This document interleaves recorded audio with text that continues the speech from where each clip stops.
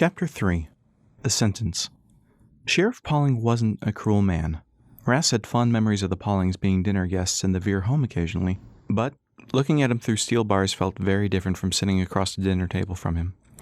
The stale smell of regret and half-clean sick in the cells was difficult for Rass to ignore as he worked out a plan. Pauling looked over at Rass, reclining back in his chair across the small room. "You ready to talk, or would you like to keep stewing?" "I wouldn't hurt old Harley," Rass said. "Witnesses saw him climb aboard your ship last night. He was found there this morning after he didn't show for his shift. Unconscious, burns and bruises all over his body. Your mother said you told her you got home around midnight." The sheriff stood and began pacing in front of Rass's cell. "What can you tell me?" "I asked him to watch the ship for me. Why'd you ask him to watch your ship?" "I didn't want scavengers mistaking it for a junker after it was torn up." "Rass," Pauling said, "you dock in your family's port. People here have too much respect for the Veer name to do something to your ship." Rass slumped as Pauling pulled up a chair and sat. He remained silent until Rass met his eye. "You're a good kid, Erasmus. Eli raised you right. Don't prove me wrong." "Is old Harley going to be all right?" Rass asked weakly. "Was it self-defense?" he asked. Rass flinched at the thought of himself attacking the family friend. Then it dawned on him. "Old Harley's a knack, isn't he?" Rass asked, immediately wishing he hadn't voiced the question. He didn't want anyone getting close enough to blow themselves and his ship to bits, and hadn't considered old Harley would snoop. "Did you not deposit your collection before docking?" The sheriff sounded noticeably relieved. "No," Rass said, burying his hope beneath his shameful expression. If all it took to get off the hook was taking his ship out of dock to head to the collective's drop-off station, he could make a run for it to find another convergence. He could even feign engine problems and dump the collection once he made it close enough to the cloud level that it wouldn't hurt Verdant. "It's not that bad, Rass," Pauling said. "It's not a big fine, and I'm sure Harley won't press charges. Just be smart about it next time, all right?" He walked back to his desk to start filling out the paperwork. One of the two deputies Rass met earlier bolted into the room, caught sight of Rass, and stared daggers into the young man. "Sir?" The deputy waited for Pauling to look up. "We searched the ship, and the same thing happened to Robbins. The kid brought enough energy to light up Verdant." The gavel slammed down to quiet the overcrowded courtroom as the Council of Verdant began their sentencing in the case of the City of Verdant versus Erasmus Veer. The general public had great interest in seeing the son of Elias Veer brought low as the destroyer of Verdant. Rass stood alongside his court-appointed lawyer as the Chief Justice read the counts. "On the charge of one count of first-degree city sabotage, we find the defendant not guilty." Jeers and accusations shot forth from the crowd, requiring several more rounds of gavel-pounding and threats of expulsion.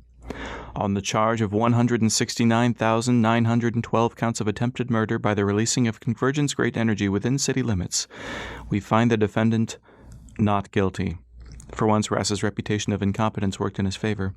Throughout the proceedings, nobody seemed to honestly believe he held any ill intention for the citizens of Verdant, but the prosecutor played up the need for repercussions for destroying the convergence, even if accidentally. Rass sighed as the last of the charges that held hard time were behind him. "On the charge of third-degree obstruction of energy and fueling, we find the defendant guilty." The crowd murmured in approval. The defense lawyer leaned over and whispered, "That carries community service. You'll be fine." Being able to verifiably reproduce the conditions of the malfunctioning collection system saved him from a second-degree charge. "On the charge of bringing a level 9 energy into the city limits without declaring it, we find the defendant guilty." Rass felt the blood drain from his face. "I hereby declare that the sentence is 3 weeks of community service in Verdant's engine per level of potency, resulting in no more than 27 weeks, the Chief Justice said. "The energy in the hold is to be confiscated and fed to the engines of Verdant to prolong its life. In addition, a fine will be imposed equal to the scrap value of the Copper Fox, and the court permanently revokes your collection license with no opportunity for appeal as of today." With the drop of the gavel, Rass flinched as his future disappeared. He fell into his chair, numb to the shouts of the men and women behind him, suggesting he be locked away forever or tossed over the side. Bailiffs roughly picked up Rass, escorting him past the throng that could no longer contain their vitriol towards him. He could see his mother in tears, and for a moment he thought he caught a glimpse of Callie before he was shoved through the side door. It pained him to imagine the headache she must be suffering just to come out to watch his trial. He struggled not to pick out words like useless, incompetent, idiot, and worst of all, lack, filtering into the hallway from the courtroom. How many cities have been destroyed by one mistake? Ushered in behind Ras, Emma strode next to her son as he walked down the long corridor. The shouts gave way to the clacks of boots on the hard floor as the entourage escorted Ras toward the side exit of the courthouse. Upon reaching the doors, Ras was met by a throng of reporters and some of the crowd from the courtroom that had already rushed outside to catch one more glimpse of him. Just before he reached the bottom step, he stopped and turned around to address the crowd. Cameras began snapping wildly and the crowd hushed to hear his statement. Ras took a breath to speak, held it for a moment, then simply said, "I'm so sorry." He could already see his picture with those 3 words atop it on the front page of tomorrow's newspaper. Emma stepped into Miss Torbien's borrowed skiff that awaited them. Ras followed, then shut the passenger door, drowning out the shutter clicks and accusations. "And with the press of a button, the world hates me," Ras said. Emma looked over to her son for a moment. "I've never told anyone this, but you're not the only Veer to destroy a convergence." Ras turned his attention from the window to his mother for a moment, waiting. She continued, "I don't know how your father found it, but it got us through our early years together. He never told anyone he would dip below the clouds, but little by little he'd collect enough to not make anyone suspicious, paid off the ship and house before he killed it." Ras didn't know how he could have gotten so close, being part knack. "Was it an accident?" "No, it was intentional. Your father got it in his head that convergences were collections of poor knack souls that were bound together, waiting to be freed to return to the origin." He had heard that theory from his father before. Since Elias wasn't sure of it, Ras remained skeptical. "So Dad would have thought I did the right thing?" "Maybe," Emma said, starting the skiff's engine. "This was a few years before the winter was built, of course, so we weren't expecting the collective to take away our ability to stay in the air forever." She pressed on the accelerator, leaving the courtroom behind them. "There's someone I think you should talk to." Old Harley struggled to sit up in his hospital bed. "Come in. Sit. He coughed, gestured for Ras and Emma to enter. "It's good to see you." Ras hadn't believed that he could have felt any worse than he already did, but the sight of Harley's ashen complexion somehow managed to sharpen his shame. "Harley, I'm so sorry," he began. "Oh, put a cork in it, kid. All week long it's been reporters, deputies, or doctors. It's nice to see a familiar face. I kept telling them if I hadn't been such a busybody, I'd be fine right now. Serves me right," he said. "You know who should be sorry? The collective." "Why's that?" Emma asked, taking a seat. "With Verdant sinking and no more convergences in the area, they're pulling out. Who are the wind merchants going to sell to now? The least they could do is install their Helios engines so we could buy fuel, but it's like they're punishing us for not buying from them in the first place. They hiked up the prices on their engines and fuel, too, all on account of the skirmish they got going on with the Sky Pirates," he scoffed. "Load of malarkey, I tell you." The beeps from the machinery were the only sound filling the room for the next few minutes. "How much do you think the collective would charge to swap out Verdant's engines?" Ras ventured at last. "Oh, I don't know. More than anyone around here's got. Probably all put together. Your father saw this coming. That's why he split." "Harley," Emma said, angered. She softened her expression and shook her head when Ras looked at her for clarification. "He did not split. He went to find a solution for Verdant that wasn't going to stuff the pockets of the collective," she said in a phrase Ras heard many times growing up. "Emma, the man said he had a mission from Hal Napier himself." "What?" Ras asked.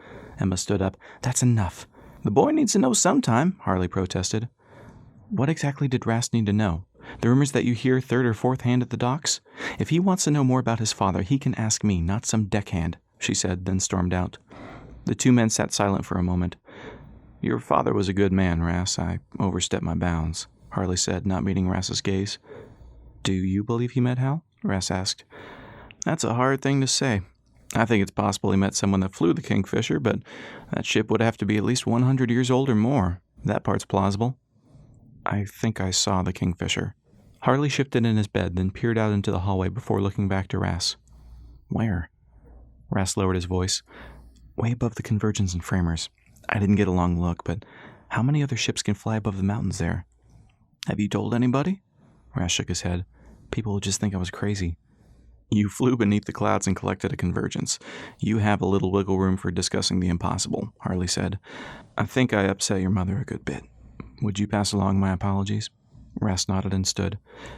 "If that was Hal, or even the same person that my dad met, do you think they could help Verdant?" "Couldn't hurt to ask," Harley said. Without a ship, Ras didn't know how he'd be able to make it out to find the Kingfisher, let alone fly up to meet it. But opportunities to put things right for Verdant weren't exactly jumping into his lap. He'd find a way. Bidding goodbye to old Harley, Ras turned and left the room to find his mother. Emma had reached the main entrance of the hospital before Ras caught up with her. She wiped away smudged makeup while Ras kept pace with her short strides. I'm not asking you to talk about it, he said. I'm fine talking about your father, she said. It's just some people have very inaccurate information about why he left. If he knew Verdant was in trouble, why didn't we just move to a city that ran on Helios engines? Emma stopped. Because he didn't know how to quit when it came to helping others. Should he have? Rass asked. She took a deep breath before shaking her head. It was one of his better qualities. Verdant would have been overrun with sky pirates if he had quit. It's just a shame. She started but restrained herself. What's a shame? We were going to raise you on the Silver Fox, not be tethered to any Helios-built system. It's just a shame that's not how it worked out. Why didn't it? Emma half smiled. There were just some things your father needed to do on his own. Like work for Halcyon Napier? Rass asked. I don't know what Harley was talking about.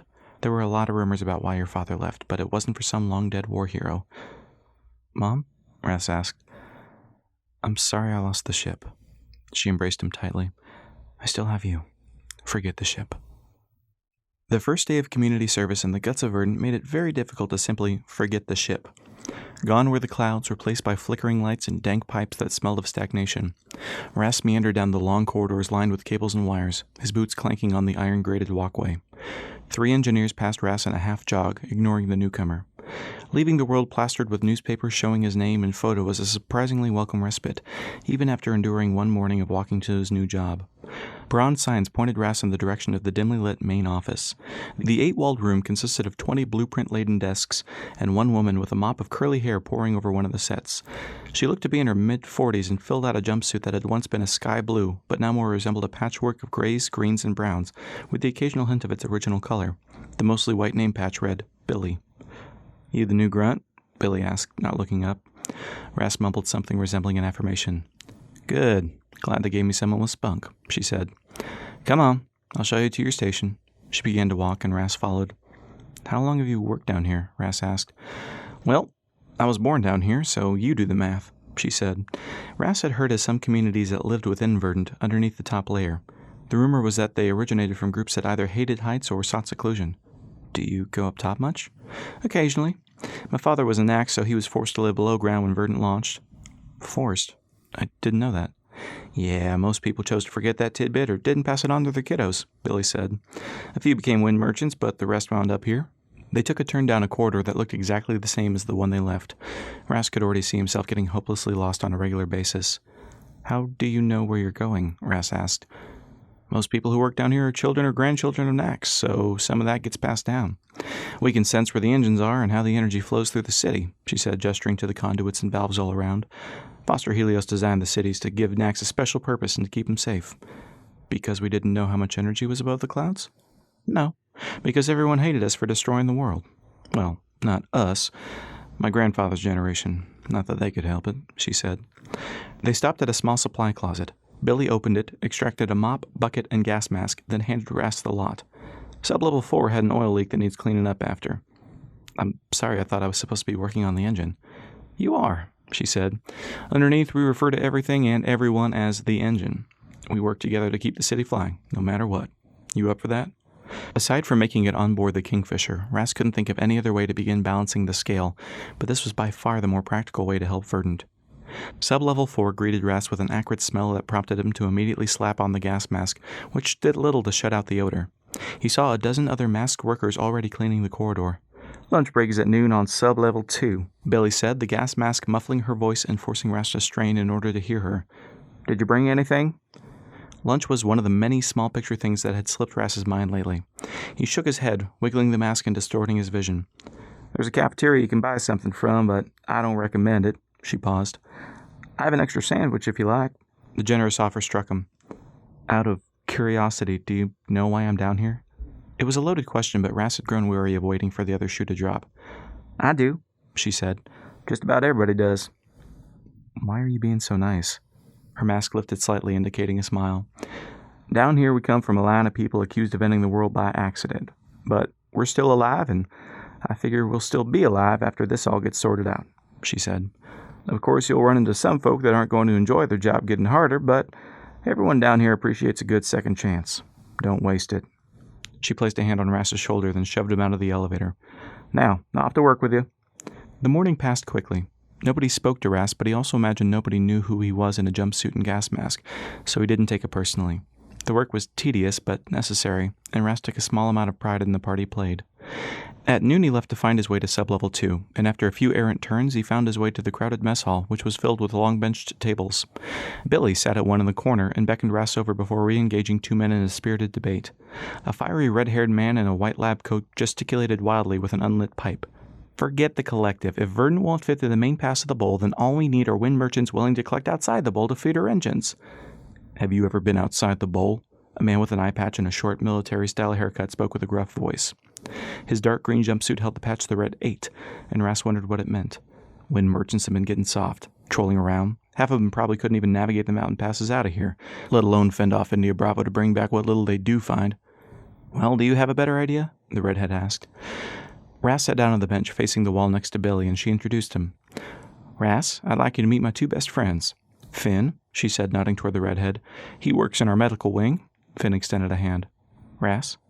Ras accepted the handshake and found his hand vigorously shaken twice before release. "And this gentleman is Guy," she said. "That's generous," Guy said. The man with the eye patch managed to make a point of not extending his hand, but acknowledged Ras' presence with a nod. "At least you showed up." Billy slid a wrapped sandwich over to Ras as Finn continued.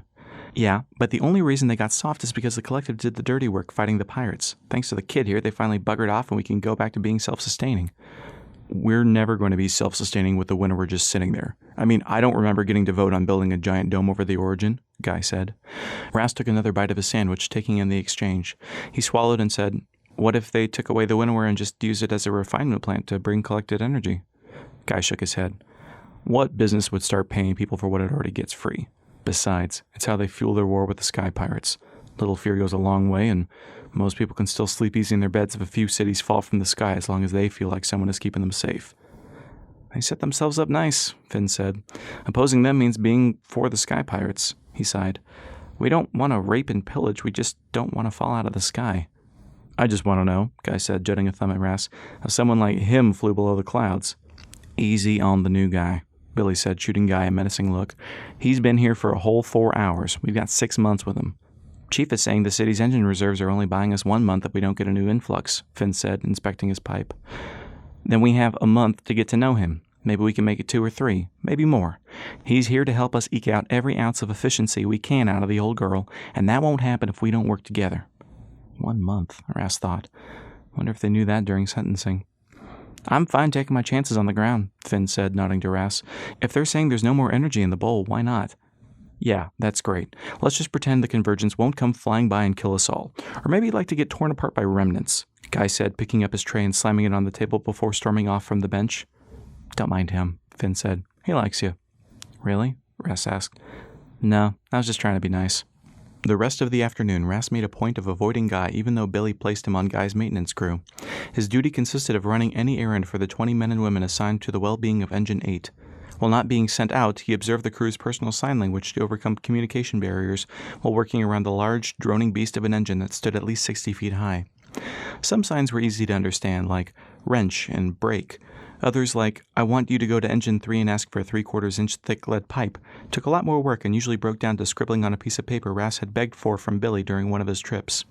After his 5th trip request to retrieve a specific tool from halfway across Verdant, it became apparent that his job was to get out of the way for long stretches of time. Upon returning from his 7th trek, he found an entirely different crew working on Engine 8. He looked down to his watch and saw his shift had ended 20 minutes prior.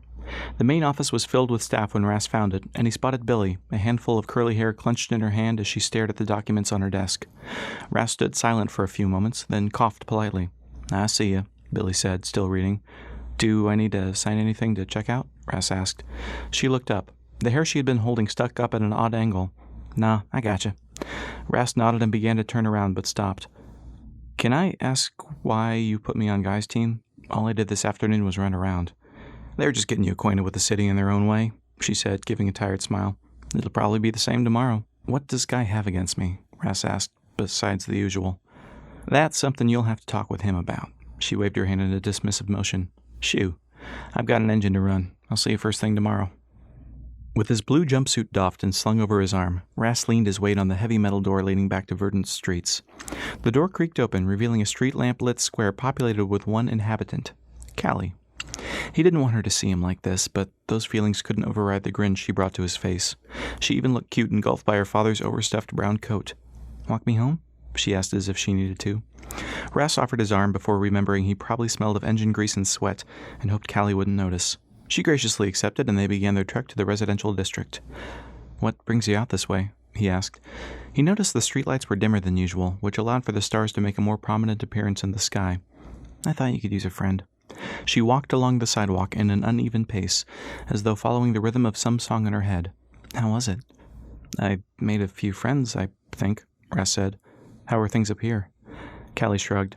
"Fine if you don't listen to the news reports. Everybody keeps talking about what happened when the city of Warwick lost their energy source just after the winter started up."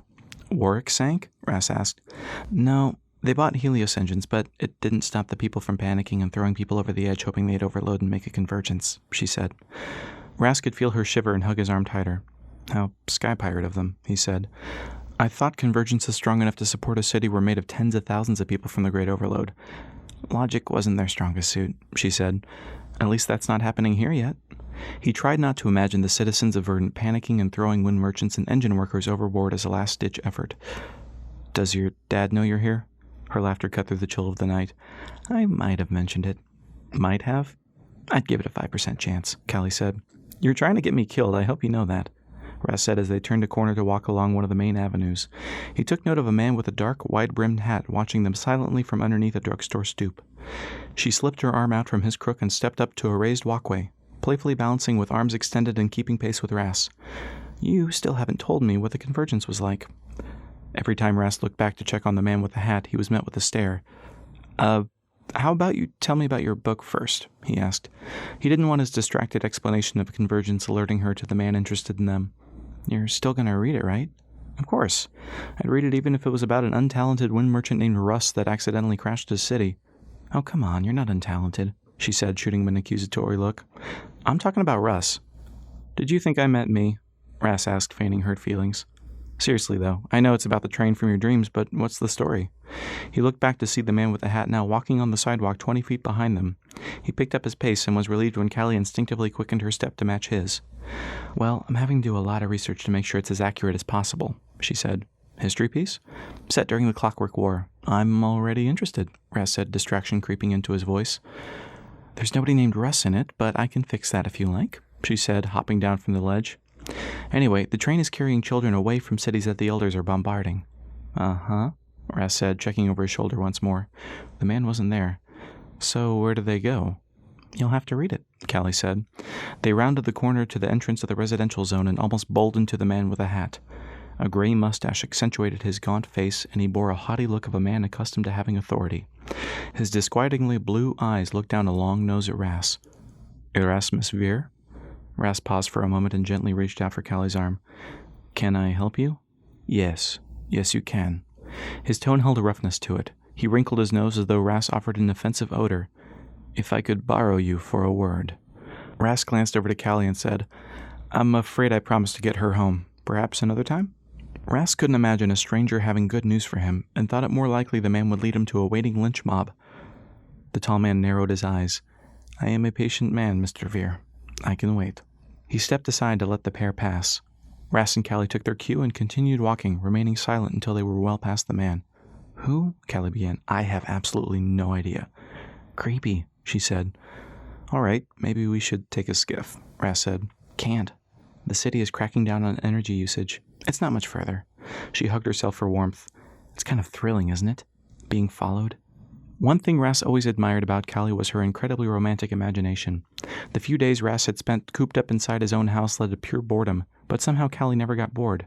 She read and she wrote, and Ras imagined this moment being an addition to whatever book she was planning on writing next.